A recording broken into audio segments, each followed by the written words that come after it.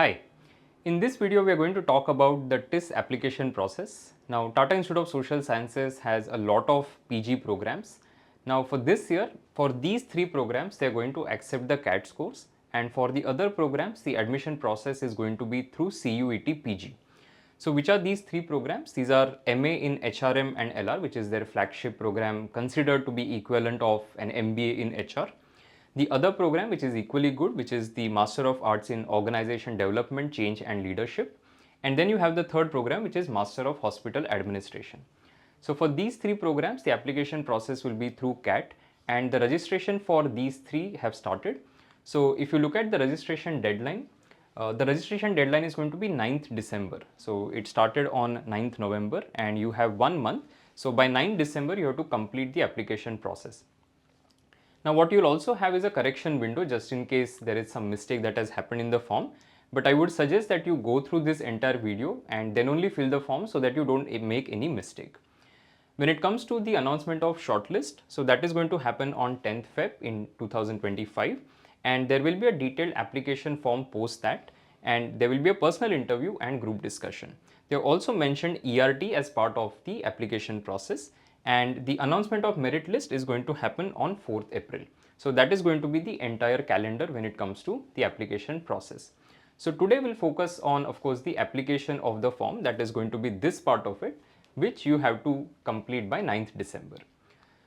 Now let me take you through some of the important things before we get into the entire process. The first thing is application fees. For general category, the application per program is 1750 rupees. For OBC and EWS, that is 1250, and for SC/ST students it is 750. In case you are somebody who is a GOI PMS eligible candidate, or OBC NC with less than 1 lakh and SC/ST with less than 2.5 lakh family income limit, then the application fee is 750 per program. Now they have also given the shortlisting criteria, and this is an important thing, so that those of you who are thinking of applying, just ensure that you understand this table properly. Now what they are showing here is the shortlisting criteria for the HRM program and the ODCL program, the two programs that are there for the HR specialization. If you look at the weightage, CAT score is going to have 95% weight in this, and there is 5% for gender diversity, so 5 marks extra for female and transgender candidates. So this is the minimum CAT percentile that you need in each of the sections. So if you look at VRC, DLR and QA, it is 60 each for general category and 70 overall. So general, KM, AF and EWS, these are the sectional percentile that you would need, that's the bare minimum, and the overall is 70 percentile. Now when it comes to NCOBC and SC/ST, the figures are there on screen. So as you can see here, 54 in each of the sections for NCOBC and 63 overall is the eligibility. And for SC/ST, it is 45 in each of the sections, 45 percentile and 55 percentile overall. You can see a link there. I'll also give it to you in the description from where you can check this out. Now when it comes to the third program, which is the MHA program, the eligibility, the minimum that you need is slightly different. If you look at the weightage also, that is different. So CAT score has 90% weight. There is 5% for gender diversity and 5% for academic diversity. Now the minimum CAT percentile, as you see, is 60, 60, 60 and 65, 54, 54, 54 and 59, and 43 in each and 48 overall. So it is slightly lower compared to the HRM LR program and the ODCL program that you have. Now let's look at the final merit list. So here also they have given that for HRM and ODCL, CAT score is going to be 70%. So your CAT score is going to be very, very important in the entire process, because even for the initial shortlisting, the weightage is very high. In the final selection also, the weightage is very high. Graduation marks is also important, that is going to be 10%, and the online interview is going to be 20%. Now when it comes to MHA, the CAT score is 80%, again a significant number. Online assessment is 20%, and that is going to be partially ERT 10% and OPI 10%. Okay, now all these details, of course, that is for a later time. So once the shortlist is out, we'll be covering all of these things, but for now we'll just focus on the application process for these three programs. Now let's begin filling the form. Okay, now what you need to do is you need to go to this website. So the website is appln.tiss.edu. We'll also give you a link in the description from where you can start the process. Now on this page, what you need to do is you need to click on register, because you're creating your account for the very first time. Once you click on register, you will have to enter some basic information. Now the information that they're asking for is email ID, and ensure that you put something that you often use. Do not change this throughout the admission process. So put your email ID. From where did you get to know about this admission? There are a lot of options. You can fill the one that is applicable. Which device did you use? This is one question that is always there in the TISS form. I've never understood why. Maybe they are doing some research as to where they should be promoting and all of that. But they ask for what is the device that you use. Then have you applied in TISS before? Again, it's a yes/no kind of question. You complete the CAPTCHA, and post this you're going to get a mail in your inbox.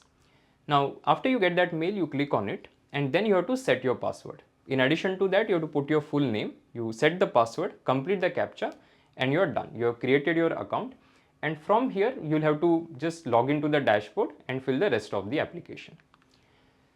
Now the application doesn't have a lot of questions, so it's a fairly short thing. You will be able to complete this if you have all the documents with you. I think it's just a matter of about 30-40 minutes. You will be able to complete the entire application. So it starts with basic details, then you have academic details, the upload document section, the program selection, and the fee payment, right? So it's a very simple application in that sense. Now it will also show you what is the progress. Okay, so for those 5 things, it will now currently I have not done anything, so it is showing pending everywhere and there's no progress. But as you start completing, this progress bar will of course show 50% complete and so on. So let's start with the personal details section. Now in personal details, you start with prefix, your CAT application number. So the CAT application number that you have, you are supposed to enter it here. Your full name, your gender, date of birth, and if you're currently employed. So again, it's a yes/no question. Name of parent or guardian, then relationship, qualification, and the income of the parent, spouse, and guardian, right? So whatever is applicable, you can enter that information here. Then comes whether you are eligible for the GOI PMS scholarship. So if you are there, then you can enter it here. Okay. Then you move to the next part, which is category, right? Now if it is applicable, you'll have to fill this information. So minority if applicable, and we want to take any kind of reservation. Again, it's a yes/no question, and whether you are eligible or not. Post this, the category details. So here they have mentioned as to what are the specifications that are needed, what are the conditions that are there. So if you look at the income certificate, that has to be issued by a revenue officer or tehsildar for FY 24-25 is valid, or issued after 1st April 24, right? When it comes to the OBC NC certificate, it should be issued after 1st April 24. So if this is okay, then you will be able to fill the rest of it. So you select the category. If you are person with disability, PWD category is applicable, you can indicate that here. The type of disability and the disability percentage. You will also have to submit, of course, those documents at a later stage.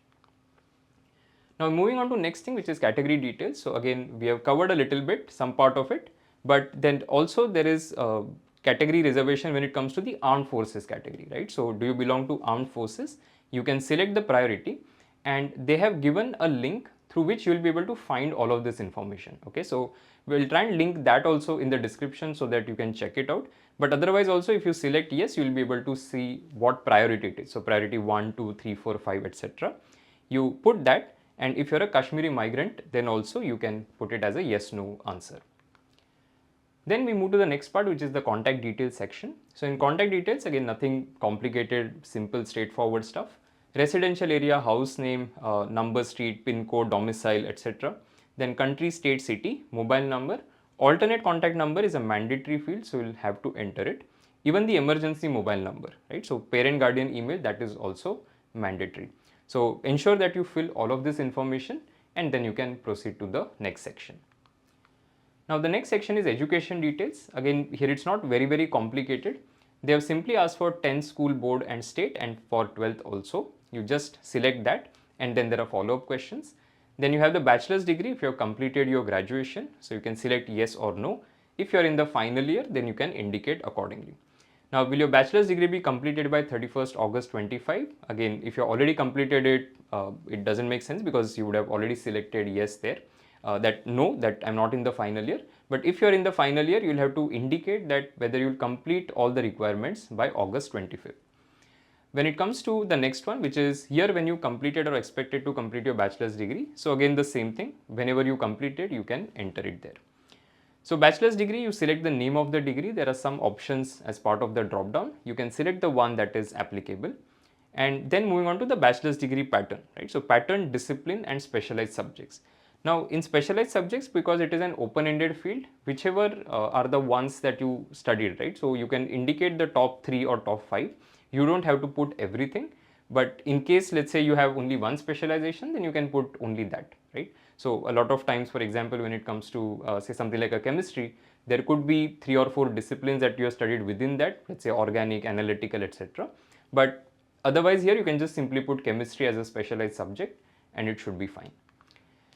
Then we come to the next part. So here you have to indicate the percentage GPA or the grade obtained. The good thing that they have done is you can select out of, right? So if it is out of 100 or it is out of 10, etc., you can indicate that here. Now, if you have any ATKT or uncleared papers, you can indicate that. If you have availed the GOI or the GOI scholarship, then you can again indicate that here during your bachelor's. And if you're a medical graduate, again the question is, will you complete your internship, the mandatory internship, by 13 June 2025. In master's degree, again if it is applicable, you enter that information. If it is not applicable, you can simply say no and you can skip the whole thing.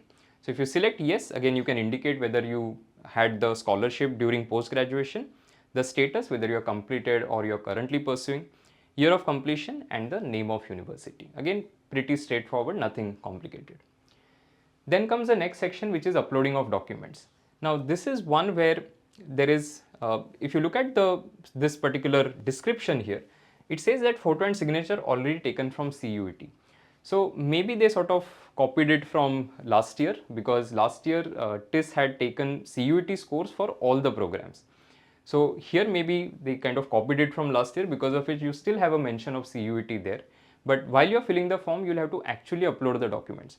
So when I was filling the form, I had selected a couple of things in the beginning, due to which it asked me for 3 documents. It asked me for photograph, signature and the graduation certificate. Okay, so those are the 3 things that it asked me. Of course, depending on the responses that you have given in the earlier part of the form, it may ask you to upload more documents. So don't worry about this part, the photo and signature. You'll have to upload it by uploading those files that are there, right? So photo, signature or anything else that may be applicable. So here they have given the file size limit is 512 KB. So they have also nicely given to resize your documents. You can actually use pickresize.com. So they have given a hyperlink to make your life a little easy. So special instructions. So again, this is how the screen looks. You select attachment type as photo. Let's say upload the photo, it will be visible here. You select signature, upload the signature, upload file, the signature will be visible here. Okay. Now the additional documents will be there depending on what you have given as responses previously. Then comes the program details section, and this is again very important. You have to understand if you are eligible, and then only you can apply for the programs. So for the MA HRM LR program, there is no eligibility as such. Anybody can be applying to this particular program. But for the second and the third program that we saw, there is an eligibility which I'll cover. Now, the first thing says you can apply for minimum 1 program and maximum 3 programs. Okay, so anyway, there are only 3 programs that you can apply in this form. Depending on your preference, you can decide to put, let's say, all 3, or you may select, let's say, only 2 of the programs that are there. So let's have a look at the eligibility. Now, when it comes to the MA ODCL program, it says if you click on that and say, okay, fine, I want to apply for MA ODCL, it will ask you if you have completed your bachelor's degree, number 1, and do you have minimum of 2 years, 24 months of professional work experience after completing bachelor's as of 1st May 2025. So the work experience is getting calculated as of 1st May 2025. This is for the ODCL program. Now, if I look at the next program, which is for the hospital administration, it says completed a 3-year bachelor's degree or a 4-year bachelor's degree in medicine, paramedical sciences, etc. Other 4-year programs like pharmacy, engineering, etc. That is also fine. Candidates in their final year should complete all examination before 31st August 2024 and internship before 13 June 2024, right? So that is what they have given. I think they should change this to 2025. Again, it seems as if there is some problem, because previously we saw it's 31st August 25, but here they have given 24. So maybe this is one part where they need to correct it and say that it should be by 25, because it applies to people who are currently in the final year. Okay, so just ensure that you are eligible for the programs for which you are applying. Now what you do is, once let's say you decide that okay, these are the programs, you can put the program here, right? Now there is a preference order as well. So you'll have to indicate what is the preference. Now obviously, because MA HRM LR program is the flagship program, that's the one that everybody aspires to get into. Those of you who are looking at MBA, HR or equivalent programs, so that obviously becomes the first preference. The second preference has to be MA ODCL program, but there could be people who are not looking at, let's say, HR programs, right? You're looking at maybe hospital administration as the main thing. So that can be your first preference. Otherwise, this is the program order that one should be following. So once you are done with this, it will show you the amount that you need to pay. So here I have selected 3 programs, general candidate. So 5250 is what it is showing. Depending on your category and the number of programs, that figure is going to be different.